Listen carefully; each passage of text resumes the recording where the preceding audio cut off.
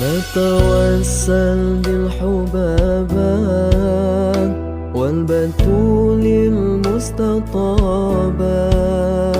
والنبي ثم الصحابة، فعسى دعوى مجابة. نتوسل بالحبابة